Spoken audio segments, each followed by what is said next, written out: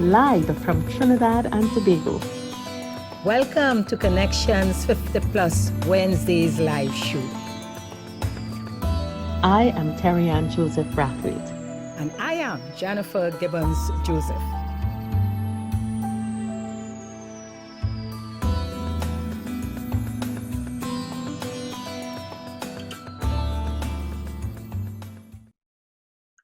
Well, hello once again. Welcome. It is Wednesday afternoon, and you are tuned in to Connections 50 Plus Live. I am Terry Ann Joseph Brathwaite, one of the co-creators. And I am Jennifer Gibbons Joseph, the other co-creator. And boy, oh boy, this was a week. We are still on a high from, oh boy, last week, Jennifer, Randy, Allison, and Kester. The stage of stages.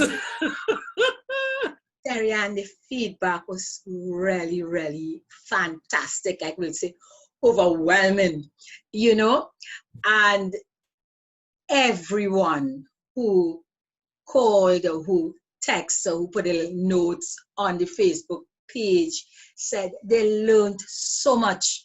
They could have related to what, you know, depending on who sent the note, they will refer, oh yes, Alison was great. They understood what she said. They love Randy. Yes, they're on that stage. Energy. Orchestra. Oh yes, we could relate to him. You know, it was really, really beautiful. Yeah. Alison, Alison, I'm calling you Alison now, going crazy. Anyway, you know, it's really important because sometimes we all look at this monolith of post-work, of aging. And you know, some people, just the word gets them so down and so miserable.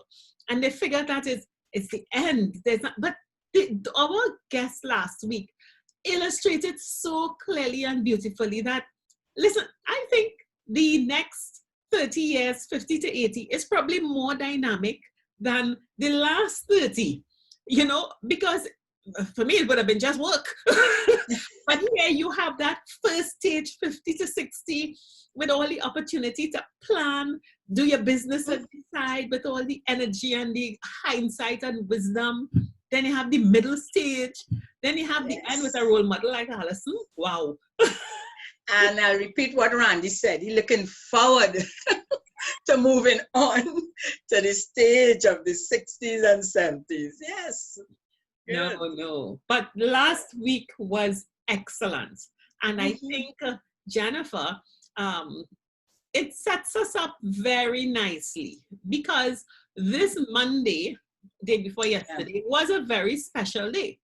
In the world, there was a recognition of elder abuse. Yes, it was the Elder Abuse Awareness Day on Monday.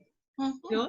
And I, again, you know, as we go through our program and we get the feedback and so on, I feel really, really privileged to be able to be part of our team here, giving a service to people that I think can play a very important part in making sure that we continue to be elders who are aware, alert, independent as best as we can be, and to minimize the risk of falling into a situation where you can be exploited physically, financially, emotionally, sexually, in many ways.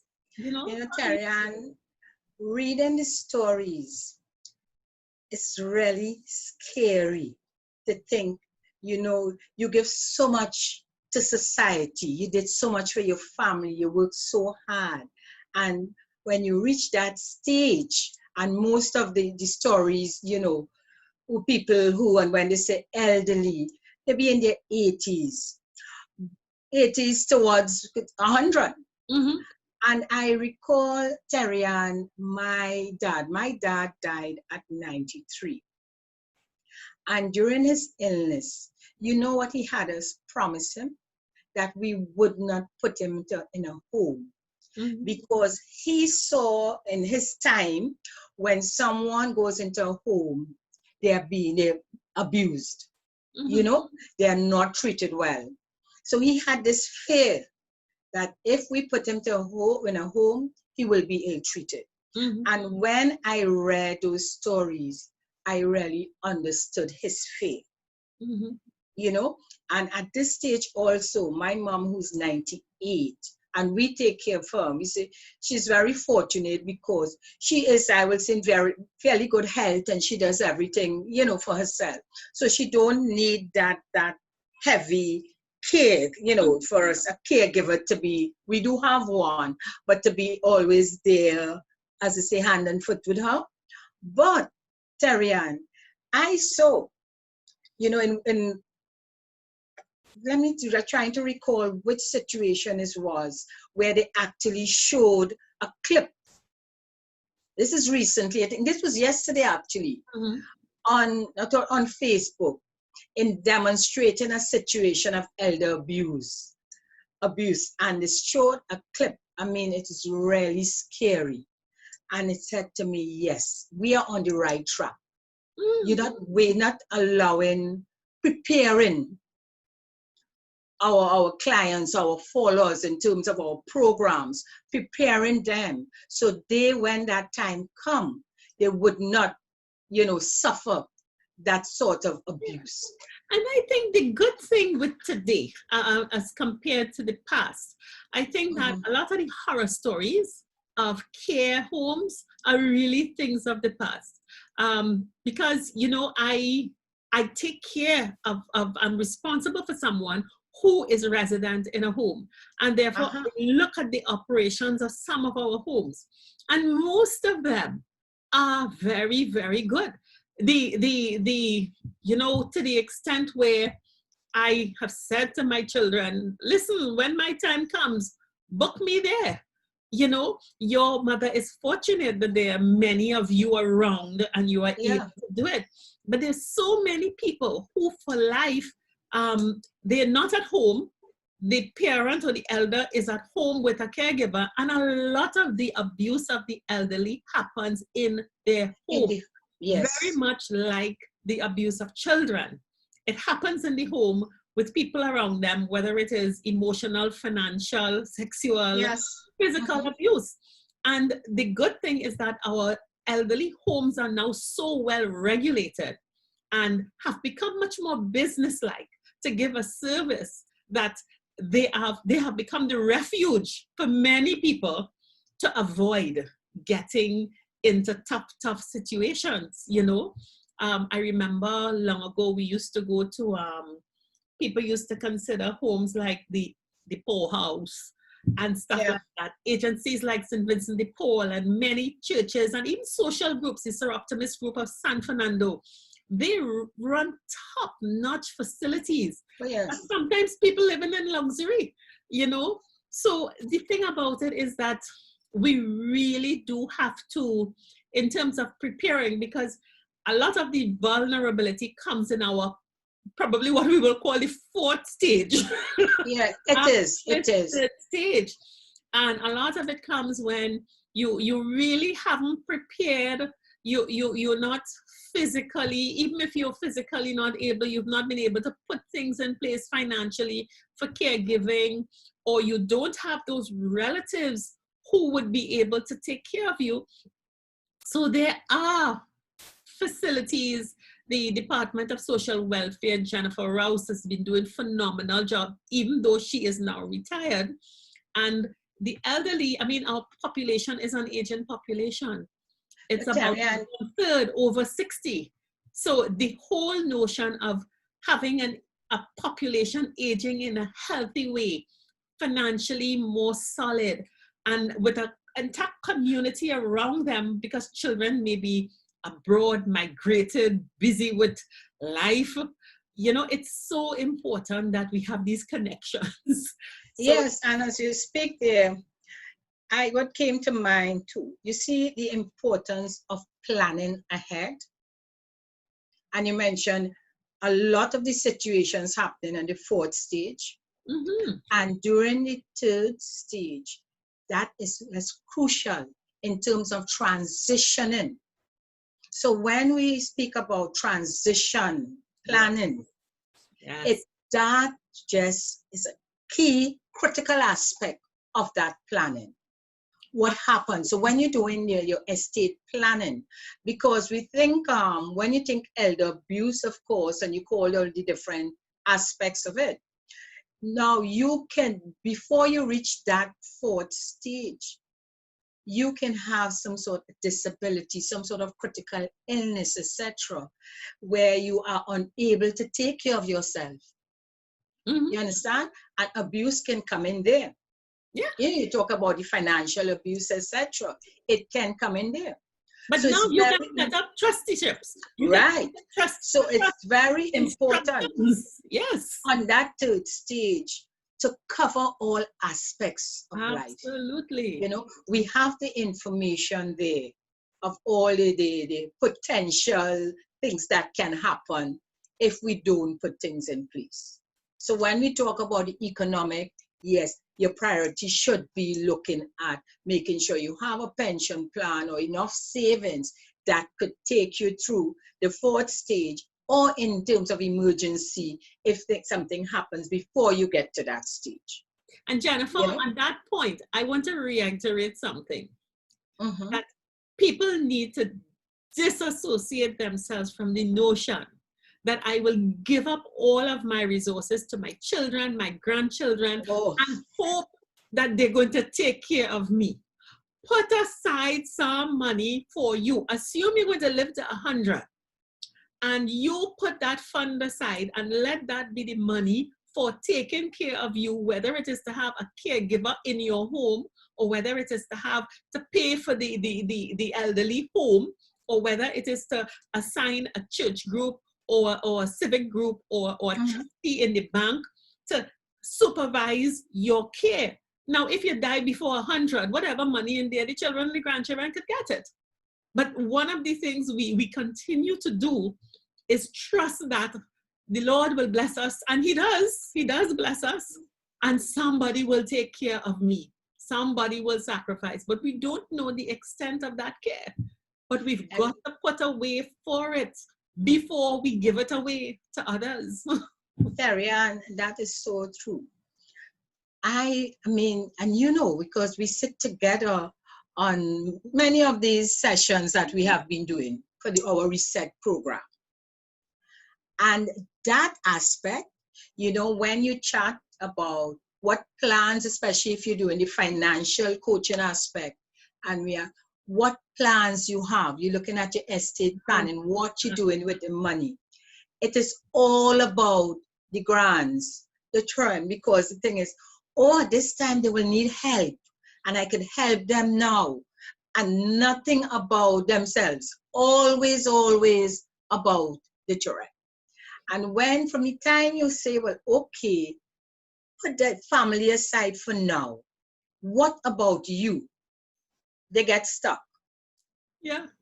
Like, okay, like, how you mean, what about you? I will be all right, man. My son will take care of me, or my daughter will take care of me, you know?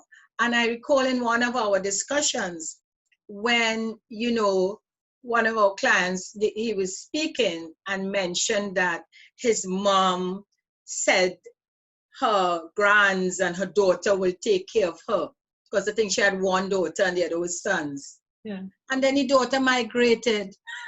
You understand? His daughter migrated with her children, and she stuck with her sons with this, you know.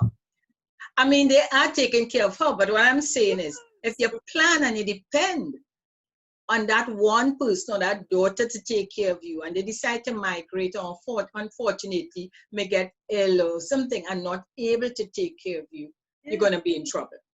So we have to be realistic in your planning. And the thing is, Jennifer, I think we with the adult children, we probably are looking back and seeing what our grandparents, how our parents probably took care of our grandparents, and probably how we have to take care of our parents, not recognizing that the lives that our children are living is so radically different. Oh, yes. First of all, the probability that most of us, our children, will live abroad for probably a part of our senior years, whether it is for work, for school, for whatever it is. Then in the economic climate that we have, just the thought of getting a house or getting somewhere to live, paying rent, whether it is a mortgage, the burdens they have, and more important than the burdens they have which weigh them down, we have to be straight. And you know, we talk about this. Yes. How we raise them to be independent. Go after what you want. Let nothing stop you. But then we sit down when we have finished our wonderful life. We expect them to stop, turn around, drop everything, and come and take care of us. I know for some I may be sounding harsh, and I may be sounding like, what madness is this? But I really do feel that we of this generation, 50 to 80, we have the resources, we have the brain power, we have the energy to help them take care of us later. We have the energy and the ability, and we have to use this time to do it, rather than sit back and say, well, they will help me. That can't be. And Terry, we have to be more proactive. We have to. So it's just a change in mindset, and that's why we say we have to reset. And we call this time, on this third stage, our prime time. Yes. Jennifer, I cannot agree more with that statement, that this is our prime time. This is our time to reset. This is our time to get going, you know? And this is our season. So Jennifer, we've been talking about we talked about last week, and we've been talking about the recognition of Elderly Awareness Day on Monday. And we haven't introduced our topic for today. So what are we talking about today, Jennifer? We are talking about taking in front during your prime time. Remember that statement long ago in growing up? And, you know, your parents will say, you better take in front. You know, it means prepare. It means you should be preparing for that future, or putting things in place to achieve your goals. Right? So this is what it's all about. Our prime time workshop, and that's our two. Even before our prime time workshop, Jen, we have started this Take Front with our reset campaign.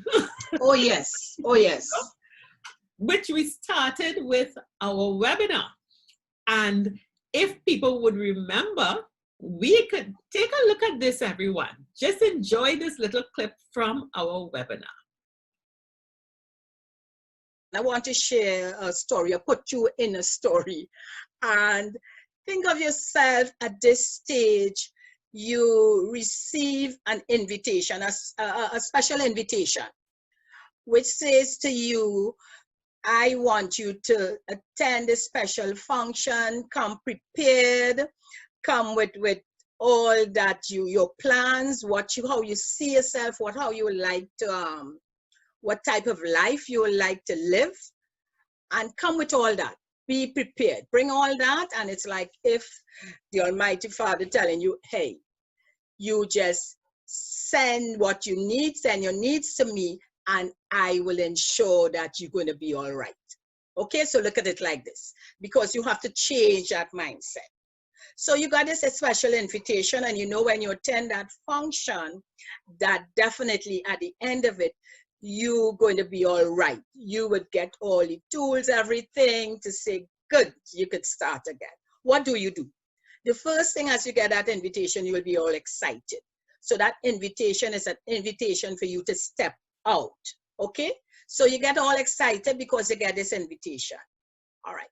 You're not frustrated again. You don't have any fears, because you know you were promised that when you attend that special function, you're going to receive whatever you need to make your life better, for you to continue living that life that you want to live. So you start by that change of mindset, excited because of course you want to go. And you're not telling anybody any of your negative friends about those invitations, that invitation, because you don't want them to dissuade you and say, no, don't go. Okay? So you go now and you say, all right, what do I have to do? You find out where it's at. You want to know time, etc. So you have all that information and you start the preparation. So you with me? So after that positive mindset and excitement about going, you start to prepare. How do you prepare? You want to look at, okay, what am I going to wear? You start to check if I have the money to buy the clothes. You have to go to the barber or the hairdresser. You're cleaning up your car. You're making sure everything in order because you're preparing to go for that special function. So that's the preparation. Preparation is you checking everything. You're taking an inventory. You're being realistic. What do I have? What do I have to do to make sure that I create a great impression when I get there, so I would get what I need to be successful? So you with me there? So that is the preparation. You're doing all the preparation. You're looking at what time to get there, how you're going to look when you get there. And let me say, before you leave that house, you're going to check yourself in the mirror. All right. Visualization. You're looking good, you're feeling good, and you know your mindset has to be positive to get outside there. You're also going to check who's going to be there, because you know how you have to dress, how many people going to be chatting with you, etc. And that is really preparing for any challenges that you may come up with. Okay? And when you get there, of course, you are all set with your plans, because you're not going there if you know they're going to ask you certain questions, and if you're ready and prepared, you're not going to go there if you're not prepared. And if you don't know, and if you're clear of what you want, you have to be clear on what you want. Because if you're not clear on what you want and how you want your life to plan out, then why are you going? So you're with me there. So it's all about starting with a positive mindset, preparing, believing, removing all the negative blocks from around you, including the people that is negative. And you're going out there positive, because if you don't believe, you're not going to achieve. So, Antarian, looking at that clip, again, it reminded me of why people need to plan, why our 50+ followers, you all out there, need to take this seriously. And we keep saying it over and over, because this is what it's all about, transitioning from second stage into the third stage. So we did that webinar, as you saw from it, to introduce you to our reset program. And that reset program, I mean, and it's going on all now, Terrian, right? It's happening right now. And we have 2 parts of that reset program. Jennifer, so I would say that, you know, we have the 2 parts, but as we reflect on it, I want to ask you, you know, the first part was the life coaching. Mm-hmm. A lot of people, I mean, I sat in on your sessions, and you sat in on my entrepreneurial sessions, and they were amazing. And you're my partner, my business partner, my friend. But I have to say, Jen, seeing you execute your craft every time, I just sit back and I learn. You know, life coaching is serious business. So let me be the interviewer. Jen, what are some of your reflections and takeaways from that reset program? The reflections, when I started with each client, you recognize I would do the same thing.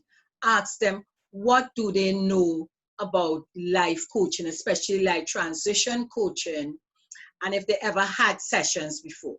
So none of the clients who we had so far, and we did about 6 so far, had experienced the life coaching process, right? So for me, okay, so then you have to make them comfortable, because that process involves open discussion, revealing, you know, information and giving stories that they may not have even told anyone before. It meant that I had to get them to open up. Mm-hmm. And for you to open up in a session like that, you have to trust. Yeah. Okay. So my experience, and let me share this. I felt very good about it. Very satisfied, I should say too, because we had clients from all different sectors and varying ages. So from the mid-50s. From all the stages. 30, yes, all the stages. All the stages. So they came with different, their stories were different, their experiences were different.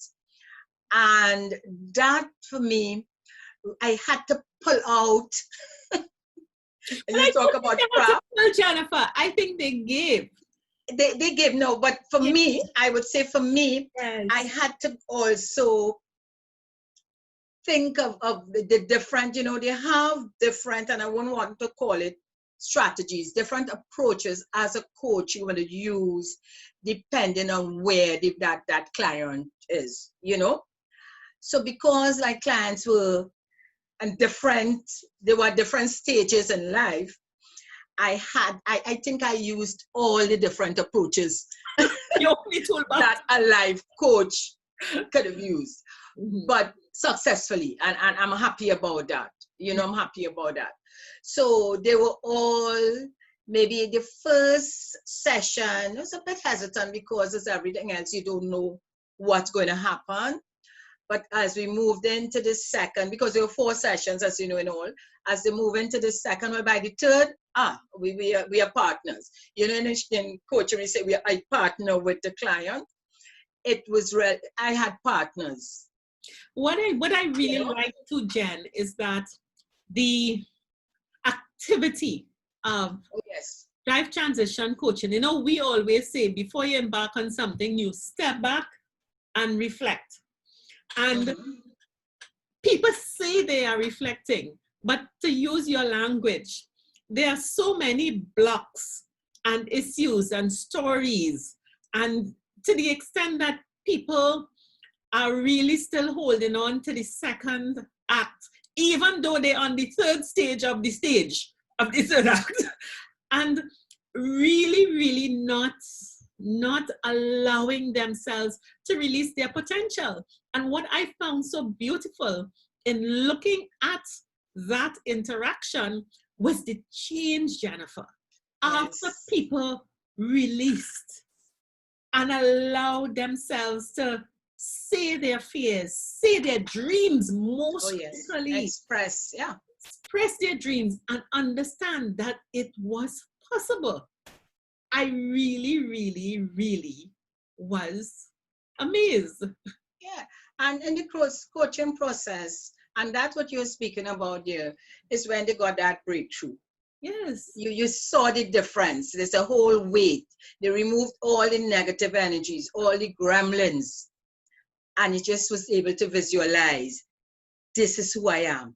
This is where I'm going, and could actually see their dreams being manifested, you know, and achieving their goals. I think this is a great spot for us to share with our listeners one of those, or a couple of those very comments, and this is after persons have gone through the life coaching aspect, and this is what they genuinely felt. Enjoy. Okay, Holly, how you felt about these 4 sessions, the life coaching session, life transition coaching? At the beginning, I was a bit hesitant because I wasn't too sure on what it would have accomplished for me.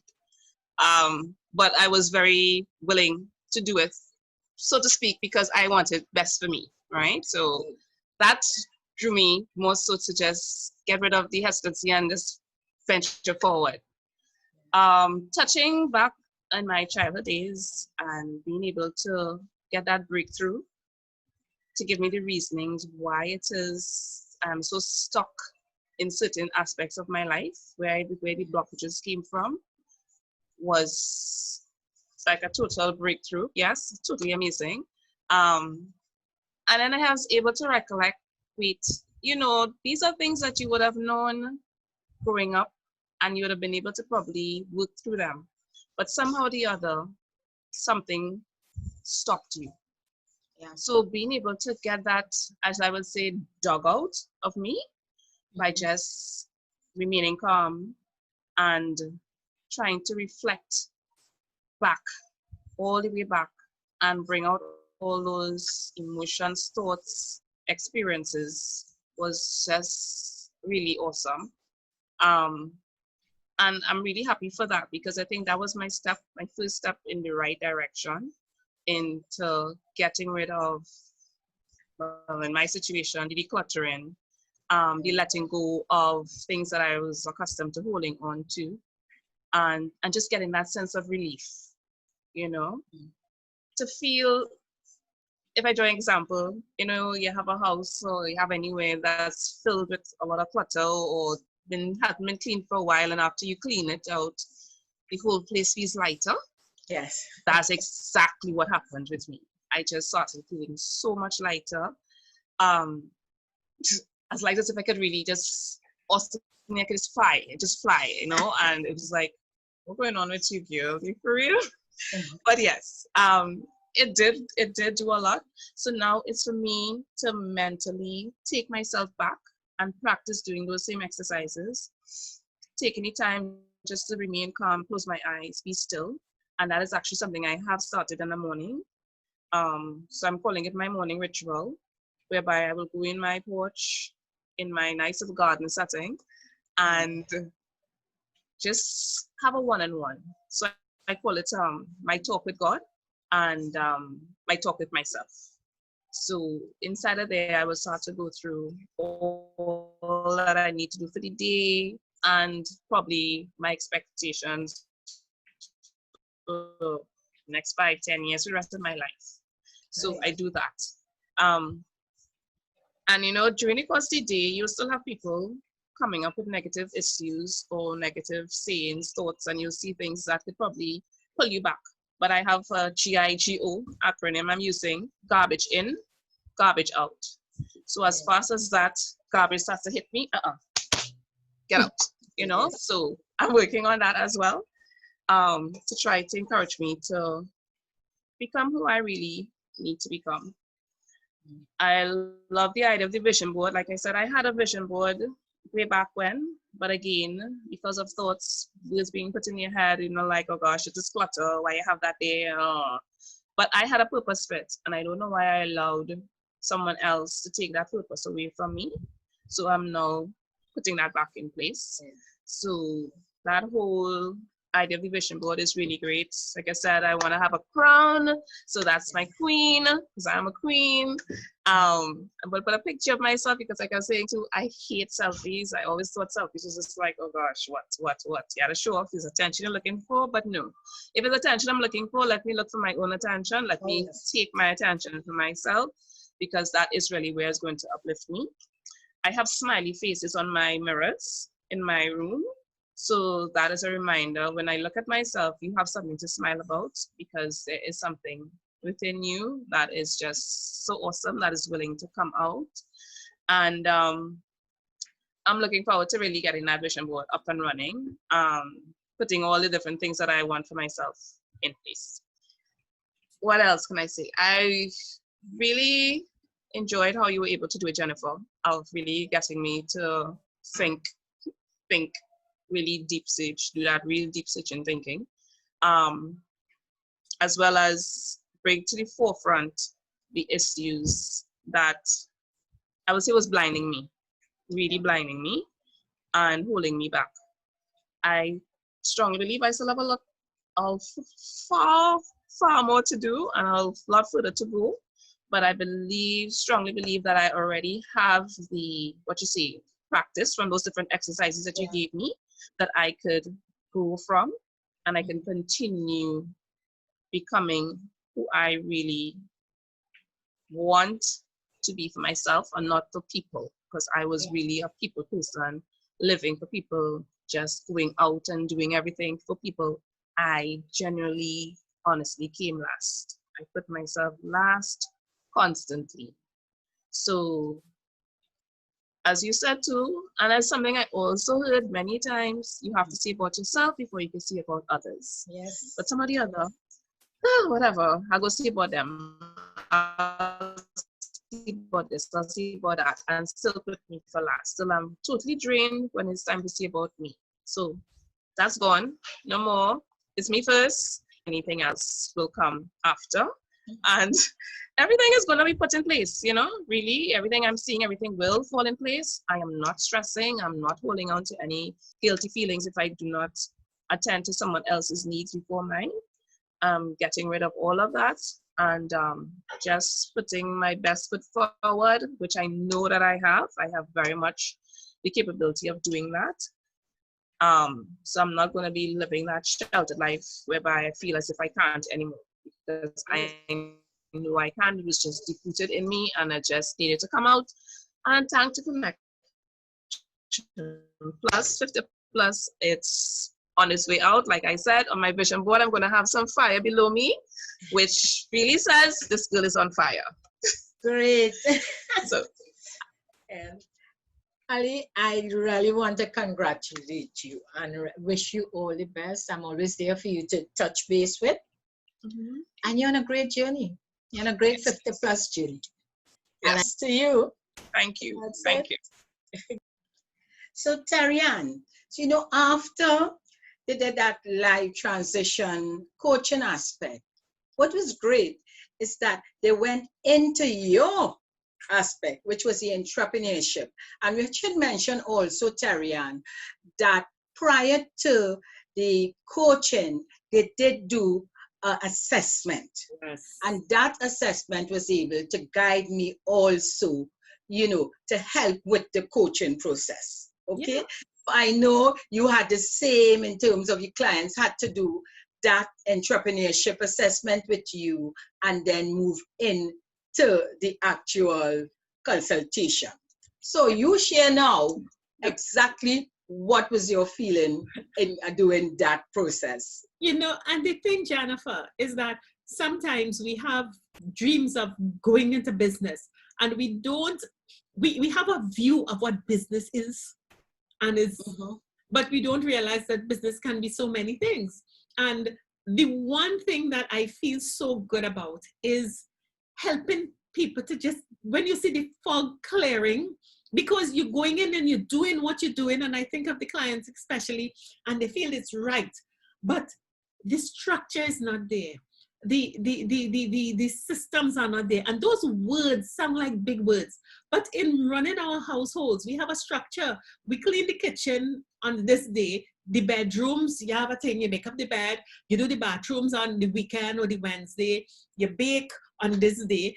And there are things you do to make the management easy. And one thing, people have great ideas, but they don't maximize the benefits. And they put a lot of stress on themselves by handling it in a haphazard way. And using the system of disciplined entrepreneurship, which is what we did, it really was for me gratifying to see clients start with, I am doing and I know what I'm doing, and appreciating and saying, but hey, wait, there are changes I can make that would make this not only easier for me, but more profitable and allow me to reach clients more effectively. Terry-Ann, you know, in sitting in also with the clients, what came to mind is many entrepreneurs outside there not clear in terms of the type of business they're running. And what I've learned, and it was reinforced, I mean, I learned it before with us sitting in on clients, but on this reset program especially, that when the client, you know, they will tell you, okay, so I am doing whatever business it is. But if you ask what type of business, what category that business falls under as an entrepreneur, they really don't know. you know, and it was a bit surprising for me that people who may have been in business for a little while or started business and did a big investment that didn't do some research prior. Yeah, yeah. Research on what type of business it is in terms of client, all the different aspects that you went through. And as you asked the question, I looked and said, but how come they don't know this?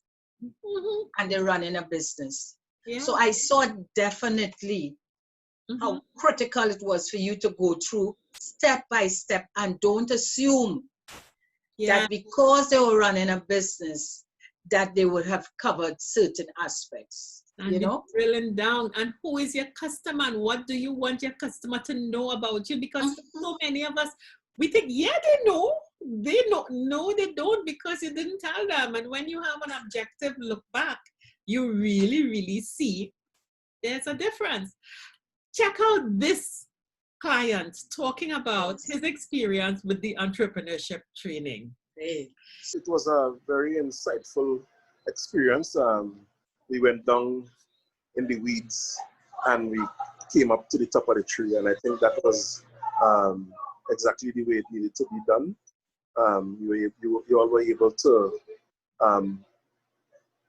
bring out the minute details that I guess I took for granted. I can't speak for anybody else. And bring them to the forefront and to recognize them as being salient to a productive and efficient operation. There's many things that you might think you know until you really know, and you were able to bring that out. Great. So Jennifer, you see, I mean, with your client on the life coaching and the other example of the person doing the entrepreneurial, and of course there's an option for people to do both, because some people did one and some people did both. There's just $1,000 extra and you do both. There's tremendous benefit, you know, and our reset program is still going on until the end of July. You have an opportunity to do it. But we found that there are people who not too sure about direction, not too sure about where and what. But hey, as we said, what's the topic? Your prime time is now. So Jennifer, we have planned our workshop. Yeah, and that's exactly why we created the prime time workshop, which we are having this weekend, Terria. Yeah. So, our followers who don't know about it as yet, this is the prime time. So what we have done, you heard about the reset, you listened to the clients who actually went through the reset program. We felt that, listen, that feedback where they're saying more people should be doing this, it was so beneficial. We said, you know what, let's have a workshop, a 2-part workshop, right? Where the first part, for 2 hours, I would come in, and this is a small group workshop, not more than 15 persons per workshop. As follows. So let me tell you, at our prime time workshop, what we will be doing is sharing with you the aspects of what the reset program is all about. Now, the reset, as you know, was individual. You will get individual attention with reset from Terry-Ann, and you will get that transition coaching from me. Okay? So what we have done to ensure that you understand the process, and you give you the opportunity to ask questions and to be part of this whole, you know, the workshop, whatever we're going to be doing there, we have divided it into 2 parts. On Friday, so we're doing it Friday and Saturday. Yes. On Friday, we're going to be doing the live transition. I'm going to be doing that with you. At that session, you can chat with me, ask all the questions about the live transition coaching, but not just chat. Let me tell you what I'm going to be doing with you. I'm going to be taking you from where you are now. And to do that, we're going to be sharing stories. You know, what are you worried about at this stage? And then we're going to move to, why are you worried? What blocks are in your way? Why are you getting that negative energy? We're going to chat about that. And not just chat again. See how you could remove some of that negative energy. Move it into the positive, where it would be, where are you going? What you want to do with yourself? Yes. What are your dreams? And yes, I'm dreaming. How can I, manifest these dreams? So it's really taking you from where you are with your stories. Why are you feeling stuck? And how I'm taking you to where you want to go. So after you get that clarity, then you will appreciate why maybe you need to do that reset program where you can do it on an individual basis. And basically that is what that for 2 hours. Got a small group, 15 people. So we're going to be able to do a lot in those 2 hours. The second aspect, the second part will be the entrepreneurship with Terrian. That's this Saturday, same time from 3 to 5. And Terrian now will tell you about how you can have a lot of fun planning.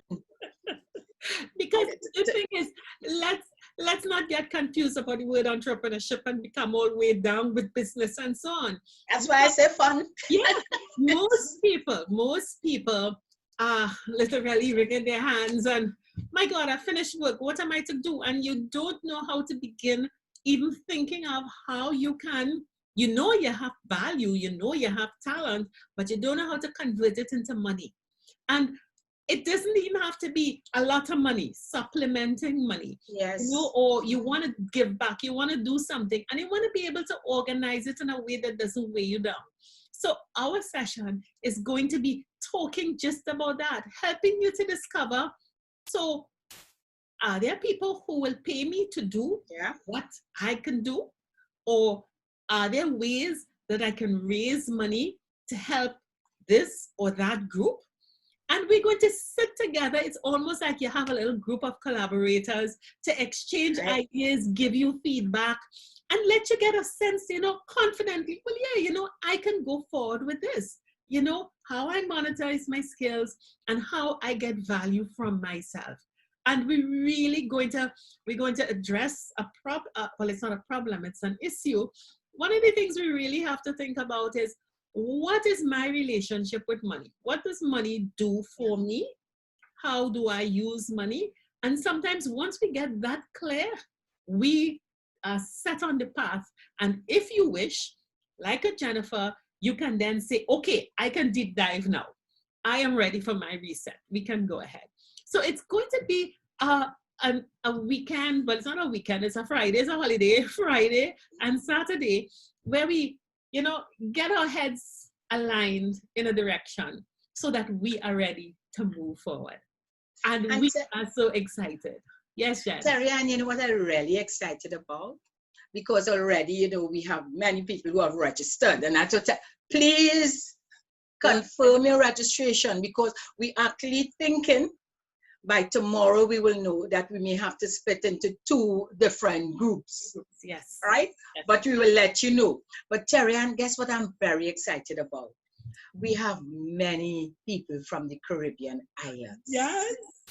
I'm looking forward for that mix with the sharing of stories. You know how much we can learn from that and share? Yes. Yes. I am so excited about that. So you all in the Caribbean, you are here. Yes, we're getting a chance for us to meet. Belize, we've got Jamaica. We got Barbados, Bahamas, Bahamas. So, and Jen, the thing about it is that all of us in this post-COVID period, this is our home turf, whether we want to travel up the islands and you want for leisure and you want somebody a friendly face in the island so you can meet friends at the workshop, or you might be able to make something and do some business. And those who come into us down here too. So it's all right. Yeah. Jennifer, this brings us to a special part of our afternoon where we're talking about the Caribbean. And who best to talk about what is going on in the Caribbean than our own Caribbean counterparts, Errol. So, let's bring Errol on and let us get ready to see Caribbean resets. Oh, yes. I know. Okay, Errol. So here he is, Errol Fabian, part of Connections 50 Plus.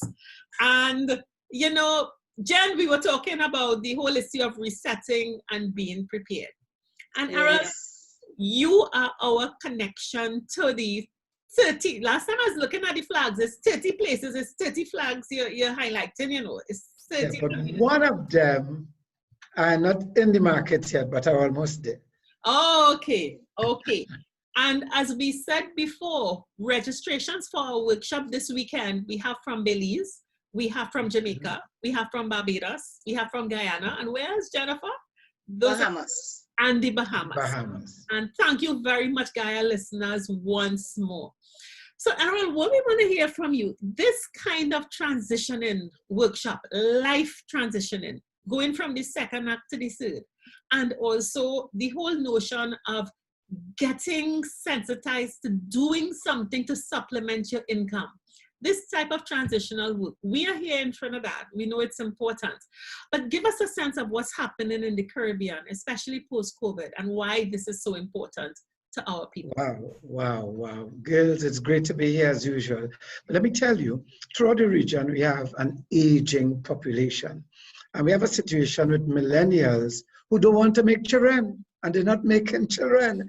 So we know that our aging population will be our workforce for longer than they may have reckoned, and would need to be able to earn and live beyond where the generation before us may have been able to. So it's very important for us to get a sense of this new act in our lives, 50 to 80, how we're going to live and how we are going to provide for ourselves. So getting the skills to earn, getting the skills to learn, and getting the skills to map out money, I would like to say, which is the budgeting, which is the multiple streams, which is all of the things that have to happen. And what is even more important for us as the 550 plus guys, post-COVID, is that some of us will not be going back out to work. Yes. We've been working from home, and that's working quite good. So some of us will not be going back out to work. It's not bad, but generally I have found that not going back out to work means we take it home a little less. And so you have to work out how it's going to last, right? One, but more importantly, how are we going to augment what we earn? How are we going to still be able to move around, to keep ourselves active, to keep earning, to move into new things? And I want to stress on the new learning, not just the new earning, but the new learning. We have to be able to embrace new things, new ideas, new concepts. We have to be able to embrace new means of earning. Yeah, we have to embrace this square that we're in here, this digital sphere, online space. We have to be able to embrace it and understand that our fear is out of not knowing, but it's okay. And I know you're afraid people will rob you online, but they're robbing you offline. And we have to be able to find places and sites that we trust, just as we find businesses that we trust, find places and sites that we trust, and embrace learning the new things to keep us earning the new money. Wow. And that is regional.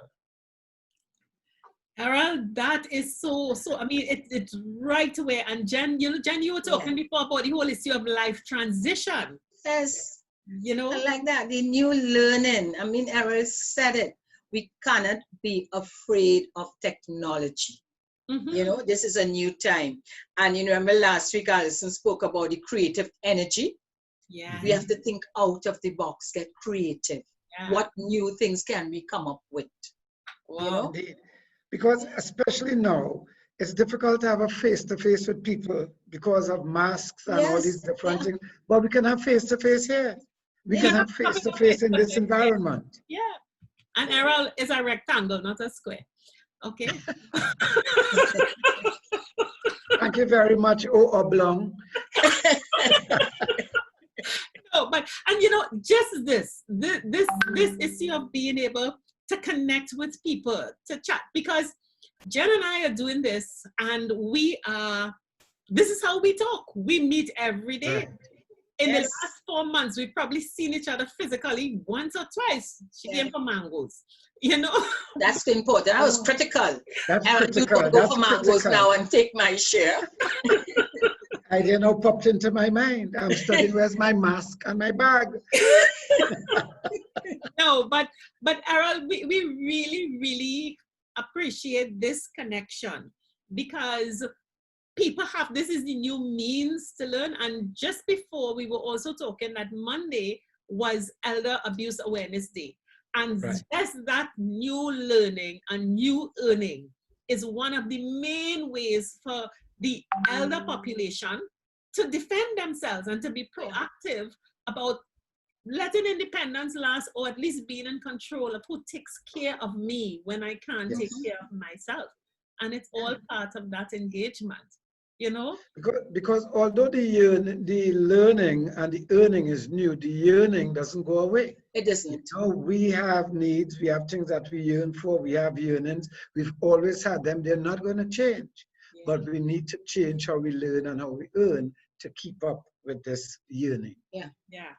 You know, so listen, we have had a fun-filled hour, and we are so glad you popped in. And should I give a hint, Jennifer, of how else they're going to see us and Errol and Gael? We just go right ahead. Keep looking on, because just now you'll be able to be talking to us too. And and this is what Connections 50 Plus is all about. You know, this is our prime time. We have to get ready to reset. We have to get ready for this new world. It is not anyone's responsibility. Your children have challenges. We have the energy, we have the ability and the will to move forward and create our own community, whether it's in the oblong or it's face-to-face at a round table. We can do it. Let's do it. Connections 50 Plus is there. And we are join us, guys. Come on, join us, and let's keep moving forward ever. Yes, absolutely. And Gael family, we thank you for your encouragement and your participation. As we say, the workshop starts on Friday from 3 to 5, and on Saturday, go onto our website, hit the link, and you all will be right there. Errol, we want to thank you. I know you've had a hell of a day, but you still having. Always. Thanks so much for being with us again, Errol. My pleasure, girls. I'm looking forward to connect again soon with Connections 50 Plus. Thank you. Okay, Errol, take care. Bye-bye. Bye. Great. Yes, Jan. Wow, Jennifer, it was so nice to have Errol on board. Oh, definitely, because he understands the Caribbean, but as he said, it's a regional situation. It's regional. And I like that part. You have to learn new things. As you said, the yearning always there. We always had those needs. But how are we going to fulfill those needs in these times? Yeah. And it's true, learning, embracing technology, revisiting our plans, looking and seeing how we could earn extra money, what we can do at home, because as he mentioned, many of us may be working from home now post-COVID. So this is time to reset, definitely to reset, you know. Time is and remember, Terry-Ann, we have to remember, this is our prime time. It is all about you. Yes. You know, and that will be my message at the end here. Prime time, all about you. Great. Okay. So everyone, see you. So this is bye for now until weekend. Yes. Friday and Saturday. I'm really looking forward to those who will be joining us. Excellent. So bye. Okay.